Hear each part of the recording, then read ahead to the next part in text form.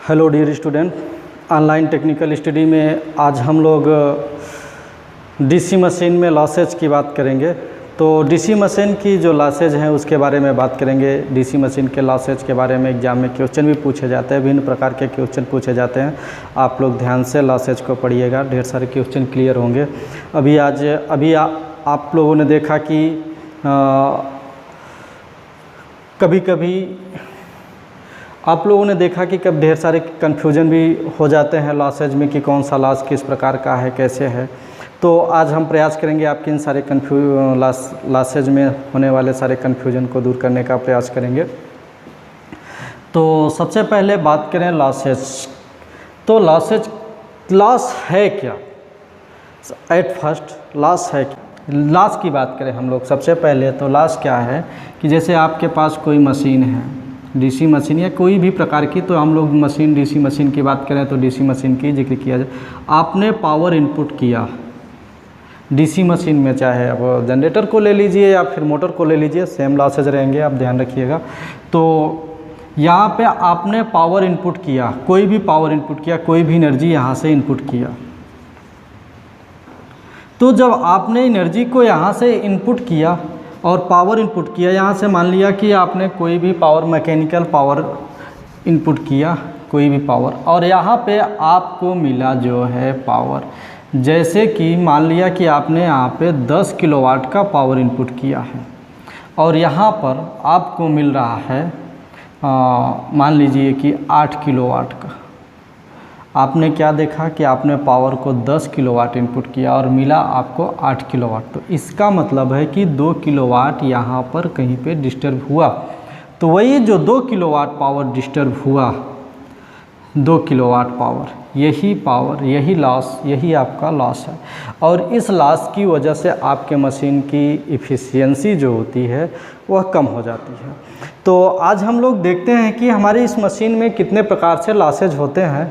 तो सबसे पहले हम लोग बात करें तो लॉस जो है डीसी मशीन में, एट फर्स्ट लॉस जनरली हम लोग 3 प्रकार के लॉस की बात करेंगे। पहली बात तो कॉपर लॉस की बात कर लें, कॉपर लॉस। दूसरी बात आयरन लॉस, आयरन लॉस। तीसरा आपका mechanical loss, mechanical loss. Copper loss, iron loss और मैकेनिकल लॉस। आपके मशीन में ये मुख्य 3 प्रकार के लॉस होते हैं। तो कौन से? एक कॉपर लॉस, एक आयरन लॉस और एक तीसरा मैकेनिकल लॉस। तो हम लोगों ने देखा है कि इन लॉसेजों की वजह से हमारे मशीन की इफ़िशियंसी जो होती है वह कम हो जाती है। तो इस अपने मशीन की इफ़िशियंसी को बढ़ाने के लिए इन सारे लॉसेजों को हमको कम करना पड़ेगा। तो सारे लॉसेजों को कम करने के लिए हमको इनके बारे में जानना होगा। तो जानने के लिए हम लोग देखें तो कैसे होगा, क्या करें। तो कैसे जानना हो, तो यानी कि अपने इन मशीन की इफ़िशियंसी को बढ़ाने के लिए इन लॉसेजों को कम करना पड़ेगा। और इन लॉसेजों को कम करने के लिए इनके बारे में हमें जानना होगा। तो सबसे पहले बात करें तो कॉपर लॉस। कॉपर लॉस होता है I²R। कॉपर लॉस क्या होता है? I²R। इसे हम लोग वेरिएबल लॉस भी बोलते हैं, वेरिएबल लॉस। कॉपर लॉस जो होता है यह वेरिएबल लॉस भी होता है। तो कॉपर लॉस वेरिएबल लॉस होता है और वेरिएबल लॉस क्या होता है? I²R। यानी कि यदि आप इसमें से I और R दोनों में से कोई एक कम हो जाए तो कॉपर लॉस कम किया जा सकता है। लेकिन आपने मशीन को जितने करंट पे डिज़ाइन किया गया है, जैसे अगर आपकी जनरेटर है या फिर आपका मोटर है, तो लोड के अनुसार से आपकी करंट जो होती है चेंज होती रहती है। तो इसके लिए हम लोग क्या करें कि लोड को ज़्यादा वेरी न कराएं, ज़रूरत पड़ती है तो करना भी पड़ता है। तो यहाँ से हम लोग अगर इस करंट को या फिर इस रेजिस्टेंस को ध्यान में रखें, लोड को ध्यान में रखें, तो इस लॉसेज को कम कर सकते हैं।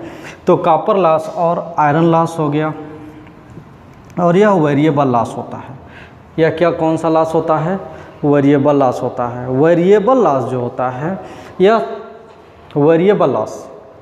वेरिएबल लॉस जो होता है यह लोड के साथ परिवर्तित होता है। वेरिएबल लॉस लोड के साथ, यानी कि यदि आपकी मोटर या आपका जनरेटर, यानी कि आपकी मशीन, डीसी मशीन, मोटर और जनरेटर दोनों में से कोई भी, यदि आपकी उस मशीन की लोड परिवर्तित होगा, तो जब लोड परिवर्तित होगा तो करंट परिवर्तित होगी, और करंट परिवर्तित होगी तो करंट की वजह से आपका लोड वेरी करेगा, करंट की वजह से आपकी कॉपर लॉस परिवर्तित हो जाएगी। यदि करंट बढ़ती है तो कॉपर लॉस बढ़ जाएगा, करंट घटती है तो कॉपर लॉस घट जाएगा, यानी कि इसलिए हम लोग इसे वेरिएबल लॉस बोलते हैं। और वेरिएबल लॉस आपका, जैसे आर्मेचर की बात करें तो एक तो वेरिएबल लॉस आपका आर्मेचर में होता है। किस में होता है? आर्मेचर में। यदि आर्मेचर में चलने वाली करंट IA को लिया जाए तो, और उसके रेजिस्टेंस को RA को लिया जाए, तो वेरिएबल लॉस जो होता है, वेरिएबल लॉस यानी कि आर्मेचर में होने वाला कॉपर लॉस IA² RA होता है। फिर आपके फील्ड में होता है, फील्ड में चलने वाली करंट के और फील्ड की रेजिस्टेंस के गुणनफल को, यानी फील्ड में चलने वाली करंट के स्क्वायर और रेजिस्टेंस के मल्टीपल को वेरिएबल लॉस बोलेंगे। यानी कि आपके आर्मेचर में लॉस होगा, फील्ड में लॉस होगा, फील्ड में लॉस होगा। आपने इंटरपोल लगाया है तो इंटरपोल, यानी आपकी मशीन में इंटरपोल लगा है तो इंटरपोल में लगी वाइंडिंग में करंट होगी, यानी जहाँ जहाँ आपकी करंट होगी वहाँ पर यह लॉस होगा। और आप कंपनसेटिंग बाइंडिंग है, कंपनसेटिंग बाइंडिंग में कॉपर लॉस होगा। फिर और बात करें तो आपकी ब्रूस और कम्यूटेटर के बीच के कांटेक्ट में जहाँ पे रेजिस्टेंस होता है वहाँ भी करंट चलती है, तो यानी कि वहाँ पे भी यह कॉपर लॉस होगा। तो यानी कि आप देखेंगे कि कॉपर लॉस कहाँ कहाँ होता है। आर्मेचर में कॉपर लॉस होता है, फील्ड में कॉपर लॉस होता है, कंपनसेटिंग बाइंडिंग में कॉपर लॉस होगा, इंटरपोल की बाइंडिंग में कॉपर लॉस होगा, ब्रूस और आर्मेचर के कांटेक्ट पर, ब्रूस और कम्यूटेटर के कांटेक्ट पे कॉपर लॉस होगा। फिर अगला लॉस की बात करें हम लोग, तो अगले लॉस की बात करें तो आता है आपका आयरन लॉस। आयरन लॉस को हम लोग एक और नाम से जानते हैं, कोर लॉस। कोर लॉस, और इसे हम लोग कांस्टेंट लॉस के भी नाम से जानते हैं, या इसे और किस नाम से जानते हैं? कांस्टेंट लॉस के नाम से, कांस्टेंट लॉस। तो आयरन लॉस, कोर लॉस या फिर कांस्टेंट लॉस।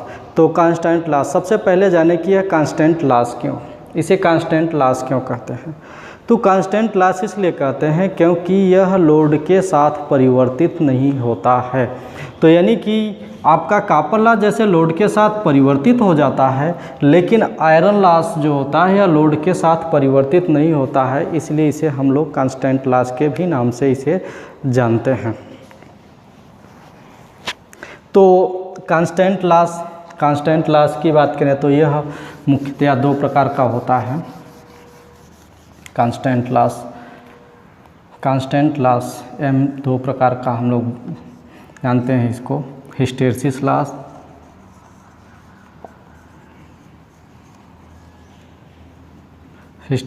लॉस दूसरा ईडी करंट लॉस।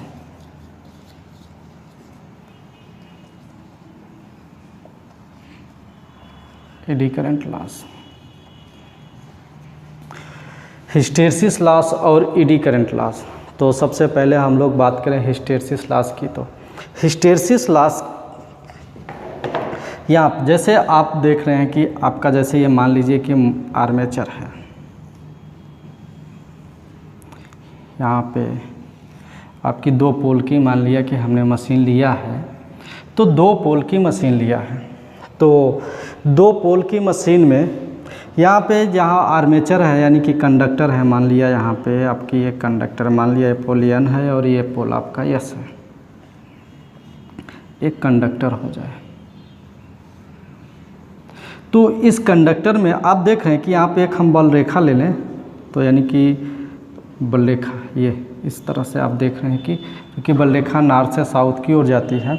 तो यहाँ पे आप देख रहे हैं कि आपकी जो बल रेखा है इस कंडक्टर में, अब देखें यहाँ पे अगर हम लोग नाम दे दें, यहाँ पे मान लिया कि 0.1 है और ये 0.2 है, तो यहाँ पे आप देखें तो ये 0.1 से इंटर कर रही है और 0.2 से निकल रही है।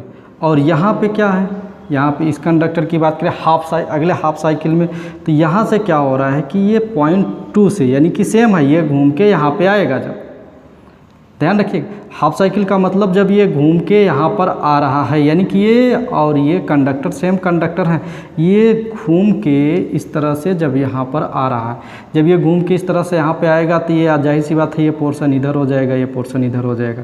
तो यहाँ पे आप देख रहे हैं कि 0.2, यानी 0.2 में यही बल रेखा जो यहाँ से ये जा रही है, यही बल रेखा यहाँ से 2 में, यानी कि यह बल रेखा 2 में इंटर कर रही है और 1 में निकल रही है। तो यानी कि आप देख रहे हैं कि फ्लक्स जो है कंडक्टर में रिवर्सिबल हो रही है। ध्यान में रखिएगा बात आपको, यानी कि फ्लक्स कंडक्टर में रिवर्सिबल हो रही है। तो जब फ्लक्स कंडक्टर में रिवर्सिबल हो रही है तब क्या होता है कि आप हिस्टेरेसिस लूप को पढ़े भी होंगे, देखे भी होंगे कि हिस्टेरेसिस लॉस क्या है, कि हिस्टेरेसिस लॉस जैसे कि यह हिस्टेरेसिस लॉस हम जनरली थोड़ा सा बात कर लें तो B और H के बीच खींचा जाता है, तो B और H, तो आप यहाँ पे देख रहे हैं कि यहाँ इस टाइम में आपका जो H है यह 0 हो गया और B इतना बचा है मैग्नेटाइजेशन। तो यानी कि B का H से पिछड़ जाना ही हिस्टेरेसिस लॉस है, B का H से पिछड़ना ही हिस्टेरेसिस लॉस है। तो B का यानी कि, और आपने देखा कि आपकी मशीन में यह फ्लक्स, यानी कि आपके मशीन में, यानी कि आर्मेचर में कंडक्टर में फ्लक्स जो है रिवर्सिबल हो रही है, उस रिवर्सिबल होने की वजह से यहाँ पे हिस्टेरेसिस लॉस हो रहा है, यानी कि इसकी वजह से हिस्टेरेसिस लॉस हो रहा है। तो चूंकि जब हिस्टेरेसिस लॉस यहाँ पे हो रहा है उस रिवर्सिबल की वजह से, तो यानी आपके एग्जाम में क्वेश्चन पूछा जा सकता है कि मशीन में, यानी कि डीसी मशीन के आर्मेचर में हिस्टेरेसिस लॉस क्यों होता है। तो डीसी मशीन के आर्मेचर में हिस्टेरेसिस लॉस फ्लक्स के रिवर्सिबल होने की वजह से होता है। आप इस बात को ध्यान में रखिएगा। फिर हम लोग बात करें आगे यहाँ से, तो hysteresis loss WH equal to eta, यानी इसे स्टैंडमेंट कांस्टेंट बोलते हैं, आप लोग ध्यान रखिएगा। B मैक्स पावर 1.6, ध्यान रखिएगा क्वेश्चन पूछा जाता है यहाँ पे फ्लक्स डेंसिटी की पावर कितनी होती है हिस्टेरेसिस लॉस में, तो पावर 1.6 होती है। ईटा B मैक्स FV, यानी कि ईटा B max FV hysteresis loss का फार्मूला होता है, ईटा B मैक्स FV, जहाँ पे F क्या है, फ्रीक्वेंसी, मैग्नेटाइजिंग फ्रीक्वेंसी है, रिवर्सिबल मैग्नेटाइजिंग फ्रीक्वेंसी है, V वॉल्यूम है। ध्यान रखिएगा यहाँ पे सबसे ज़्यादा कन्फ्यूजन स्टूडेंट को V में होता है। V स्टूडेंट यह समझ लेते हैं कि यह वोल्टेज है, लेकिन यह वोल्टेज नहीं है, यह वॉल्यूम है, आर्मेचर की वॉल्यूम होती है। तो ये वॉल्यूम है और इसको वॉल्यूम को मीटर क्यूब में लिया जाता है। और B जो है फ्लक्स डेंसिटी है, आप तो इससे वाकिफ़ ही होंगे। ईटा स्टैंडमेंज कांस्टेंट होता है, तो यानी कि हम लोग यहाँ पे देख रहे हैं कि ईटा स्टैंडमेंज कांस्टेंट काफ़ी हद तक डिसाइड कर रहा है कि हिस्टेरेसिस लॉस कितना होगा। यानी कि हम लोगों को यह ध्यान में रखना है कि ऐसे मटेरियल को लेना है जिसका स्टैंडमेंज कांस्टेंट,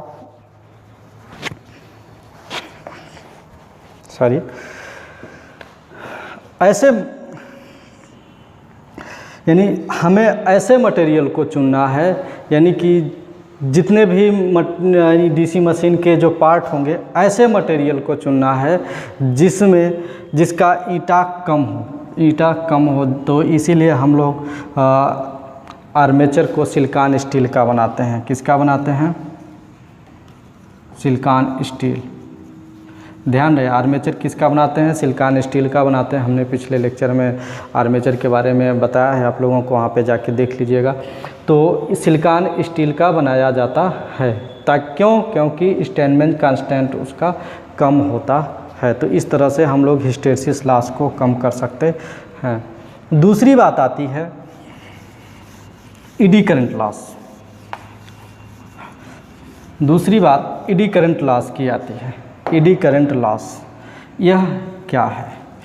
ईडी करंट लॉस आप लोग जानते हैं ईडी करंट लॉस क्या होता है। Eddy current loss ED current क्या होता है? तो ईडी करंट लॉस यानी कि ईडी करंट लॉस की बात कर लें। Eddy current loss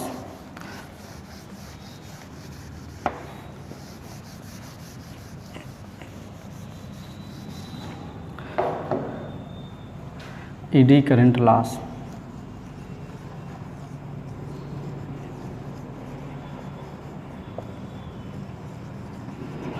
eddy current loss eddy current loss जो होता है यह क्या है? तो ईडी करंट लॉस का जो यह V और I यानी कि V और I, V क्या है? इंड्यूस्ड वोल्टेज है। V इंड्यूस्ड वोल्टेज है। इंड्यूस्ड वोल्टेज है।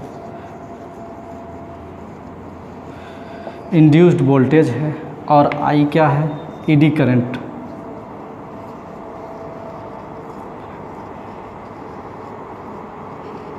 ईडी करंट है। V इंड्यूस्ड वोल्टेज है और I ईडी करंट है। तो इंड्यूस्ड वोल्टेज और ईडी करंट के बीच यानी कि मल्टीपल को हम लोग ईडी करंट पावर लॉस बोलते हैं। ईडी करंट क्या चीज़? Eddy current power loss. तो ईडी करंट जो पावर लॉस है V इंड्यूस्ड वोल्टेज और इंड्यूस्ड करंट। तो इंड्यूस्ड वोल्टेज क्या है? आपने देखा कि आपके आर्मेचर में ईएमएफ इंड्यूस्ड होता है, तो उसके साथ साथ आर्मेचर के कोर में भी ईएमएफ इंड्यूस्ड हो जाता है।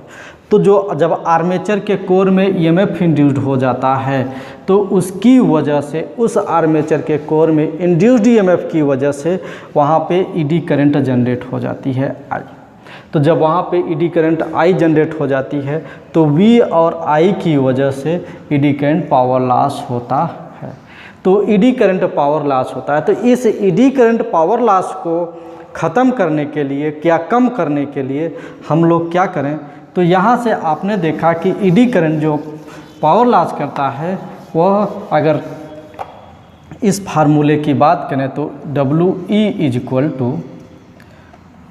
KE Bmax का स्क्वायर। ध्यान रखिएगा हिस्टेरिसिस लॉस में फ्लक्स डेंसिटी की जो पावर थी 1.6 थी, लेकिन यहाँ पे पावर स्क्वायर में है। ध्यान रखिएगा KE Bmax square F square. Hysteresis loss में जो फ्रीक्वेंसी था वहाँ पे स्क्वायर नहीं था, डायरेक्टली प्रोपोर्शनल था, डायरेक्ट F था। और यहाँ पे Bmax square F square T square V।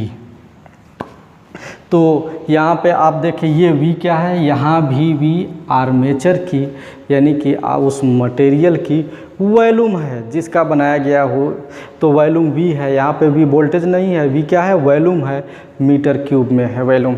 और T क्या है? T यहाँ पे ध्यान रखिएगा T टाइम नहीं है, T मोटाई है, थिकनेस है। T क्या है? थिकनेस है।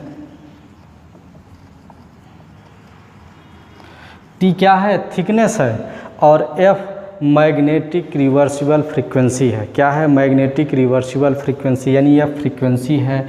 B फ्लक्स डेंसिटी है। KE कांस्टेंट है।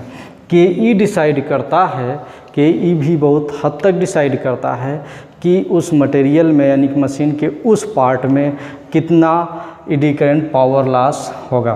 तो अभी ईडी करंट पावर लॉस को रिड्यूस करने के लिए हम लोग क्या करें?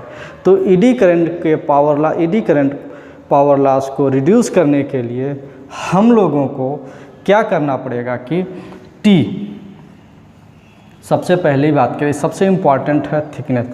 तो इसके लिए हमने क्या किया, अभी हम लोग देखें पावर लॉस का जो ईडी करंट पावर लॉस है, ईडी पावर लॉस यानी ईडी करंट पावर लॉस जो होता है का फार्मूला क्या देखा? V × I। क्या? V × I यानी इंड्यूस्ड वोल्टेज और ईडी करंट। तो इंड्यूस्ड वोल्टेज, तो जो इंड्यूस्ड वोल्टेज है इसे हम कम नहीं कर सकते, यानी इंड्यूस्ड वोल्टेज कम नहीं हो सकता है, कोर में इंड्यूस्ड वोल्टेज कम नहीं किया जा सकता। तो कोर में इंड्यूस्ड वोल्टेज कम नहीं किया जा सकता, इसीलिए ईडी करंट लॉस जो होता है हम लोगों का कांस्टेंट लॉस में आता है। तो ईडी करंट लॉस वोल्टेज कम नहीं किया जा सकता। तो अब हम क्या करें कि हमारे मशीन के उस पार्ट में ईडी करंट पावर लॉस कम से कम हो। तो उस पार्ट में ईडी करंट पावर लॉस कम से कम हो, तो इसके लिए हमें क्या करना चाहिए कि हम इस आई को चेंज करें, इस ईडी करंट को चेंज करें। तो ईडी करंट को चेंज कैसे करेंगे, तो ईडी करंट चेंज भी यह भी कैसे चेंज होगी, तो इसको चेंज करने के लिए, चूँकि ईडी करंट हम लोग जानते हैं कि किसी भी मटेरियल का रेजिस्टेंस जितना अधिक होगा उसमें करंट उतनी ही कम चलेगी। तो इसके लिए हम क्या करें, अपने उस आर्मेचर के कोर को, किसको, आर्मेचर के कोर को पतला कर दें, पतला कर दें, यानी पतली पतली पत्तियों में कन्वर्ट कर दें। जब पतली पतली पत्तियों में कन्वर्ट कर देंगे तो उसकी यानी कि उसकी मोटाई जो थिकनेस है उसे हम कम कर दें। ध्यान रहे, आर्मेचर की मोटाई जो होती है 0.3 mm से 0.5 mm होती है। तो यानी कि अपने इस आर्मेचर की पत्तियों की मोटाई कम कर दें। जब अपने इस आर्मेचर की पत्तियों की मोटाई हम कम कर देंगे तब क्या होगा, तब इसका रेजिस्टेंस बढ़ जाएगा। जब इसका रेजिस्टेंस बढ़ जाएगा तो करंट आई कम हो जाएगी, ईडी करंट कम हो जाएगी। तो यहाँ से पावर लॉस जो होता है, ईडी करंट पावर लॉस हमारा रिड्यूस किया जा सकता है। तो यहाँ पे फार्मूला में आप देख रहे हैं कि WE proportional to T square, यानी कि यदि उसकी थिकनेस को कम कर दिया जाए, और स्क्वायर में प्रोपोर्शनल है टी के स्क्वायर में, यानी यदि उसके थिकनेस टी को कम कर दिया जाए, थिकनेस को कम कर दिया जाए, तो उसकी क्या कहते हैं, पावर लॉस जो होती है उस मटेरियल, वहाँ पे पावर लॉस हमारे कम हो जाएगी, ईडी करंट पावर लॉस। तो ईडी करंट पावर लॉस कम कैसे होगी आपने देख भी लिया। तो अब आता है तीसरा पावर लॉस, होता है मैकेनिकल पावर लॉस। यहाँ पे हम लोगों ने जो तीसरा पावर लॉस की बात किया है, तीसरे पावर लॉस की बात जो किया है वह है मैकेनिकल पावर लॉस। कौन सी power loss, mechanical power loss. Mechanical power loss, mechanical power loss, mechanical power loss generally हम लोग दो प्रकार से बात करते हैं। मैकेनिकल पावर लॉस, तो मैकेनिकल पावर लॉस जनरली कितने टाइप से बात करते हैं, दो टाइप से बात करते हैं। तो एक मैकेनिकल पावर लॉस क्या है, पहला मैकेनिकल पावर लॉस होगा friction, friction power loss, friction loss. दूसरा विंडेज, विंडेज लॉस, यानी विंडेज पावर लॉस। तो विंडेज पावर लॉस और फ्रिक्शन पावर लॉस। तो विंडेज पावर लॉस और फ्रिक्शन पावर लॉस क्या है, यह फ्रिक्शन पावर लॉस जो होता है यह मोटर के घूमने, यानी मोटर के घूमने की वजह से उसके पार्ट में, या जनरेटर के घूमने की वजह से उसके पार्ट में होने वाले घर्षण, फ्रिक्शन की वजह से लॉस होता है। वहीं पर आर्मेचर और क्या कहते हैं पोल के बीच में जो एयर गैप होता है, आर्मेचर और पोल के बीच में जो एयर गैप होता है, वह एयर गैप, उस एयर गैप में होने वाले विंडेज ये लॉस को, यानी विंडेज भी एक विंडेज फ्रिक्शन हो जाता है, तो उसकी वजह से यहाँ पे विंडेज फ्रिक्शन और फ्रिक्शन पावर लॉस और विंडेज लॉस होता है। तो विंडेज लॉस क्या होता है, विंडेज लॉस एयर गैप में होने वाले घर्षण की वजह से होता है, और फ्रिक्शन पावर लॉस जो होता है मशीन के होने वाले, मशीन के पार्ट में होने वाले घर्षण की वजह से होता है।